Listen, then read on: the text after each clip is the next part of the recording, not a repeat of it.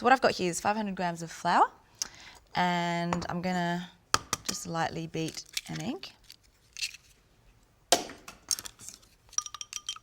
You know the thing about this as well, it's really important with the flour to get a really soft flour because you need to stretch your roti. Yes.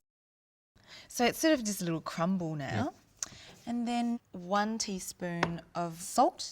Into the water. It just means that it dissolves more readily. A cup of water. Yep. And then we slowly just incorporate that into the Correct. crumble mixture. Okay. Roti's really fun to make actually.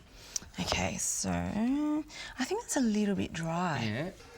Now the recipe that you've got makes a hell of a lot of curries. The better thing, wet your hands. And then you just knead it. You can see it start to come up now. Yeah. Do you think it needs a little more? I do. Just like squeeze it just a little bit more and then you'll find that it comes together a little bit more quickly. This method I love because what you do is you actually steep the dough in oil. So 2 cups of oil. Yep. And little bits of margarine. Yeah, dotted with margarine. What they do is they'll put little pieces like that in. Like that. Because then those little pieces they will use to fry the roti off. Oh, is that what you're doing? Yeah. It doesn't matter how much oil you put in there, you just want to make sure that it's covered. And your roti guys will make your roti, will make it like this and they'll leave it overnight. Yes, which is what I've done.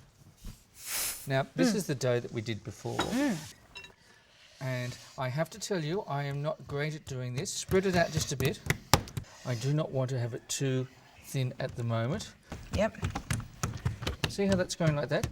Yeah. And then, once it's sufficiently stretched, like that. You can see how you're just stretching it as you're pulling it. Yeah.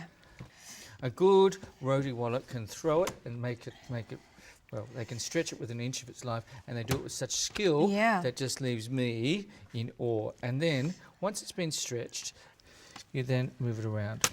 I like this.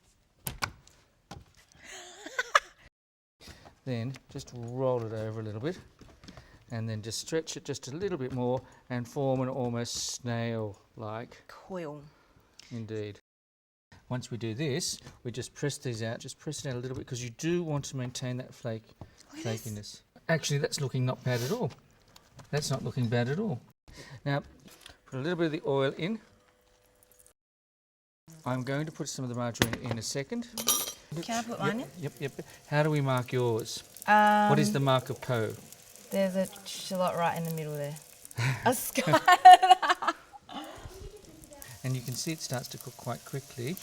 You want to make sure that, see that lovely colour? Yes, that's perfect. A little bit of the margarine in.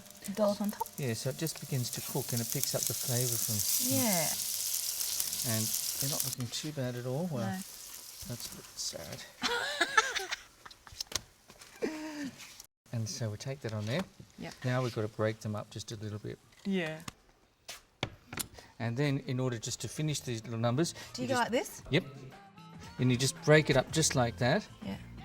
We'll cut them up. And normally it just goes into several pieces, just like that.